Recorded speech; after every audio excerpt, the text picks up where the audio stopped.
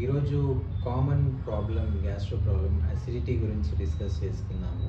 Acidity scientific టర్మ్స్లో gastro oesophageal reflux disease, short ఫామ్లో GERD అంటారు. అంటే గ్యాస్ట్రో ఇసోఫేజియల్ రిఫ్లక్స్ డిసీజ్ అంటే గ్యాస్ట్రిక్లో స్టమక్లో తయారైన యాసిడ్, ఇదంతా యాసిడ్ ఆమ్లం అంటారు.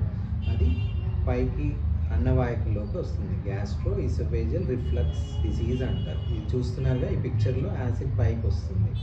నార్మల్గా దీనికి పైకి రాకుండా ఉండడానికి మన బాడీలో చాలా ప్రొటెక్టివ్ మెకానిజమ్స్ ఉంటాయి. దాంట్లో స్పింక్టర్ అనేది ఇంపార్టెంట్. ఇక్కడ ఒక వాల్వ్ లా ఉంటుంది, అది బ్లాక్ చేస్తుంది. అది కొంతమందికి లూజ్గా ఉంటుంది by birth, lakhs T junction అంటారు. కొంతమందికి గ్యాప్ కూడా ఉంటుంది, దాన్ని హైటస్ హెర్నియా అంటారు. ఈ హైటస్ లాక్స్ ఉన్న వాళ్ళలో యాసిడ్ ఈజీగా అన్నవాహికలోకి వచ్చి మనకి కామన్ సిమ్టమ్స్ అసిడిటీ అంటే మంట, తేన్పులు, ఫుడ్ పైకి రావడము, మింగడం కష్టము, ఇలాంటి సిమ్టమ్స్ వస్తాయి. చెస్ట్ పెయిన్ కూడా కంప్లైంట్ చేస్తారు.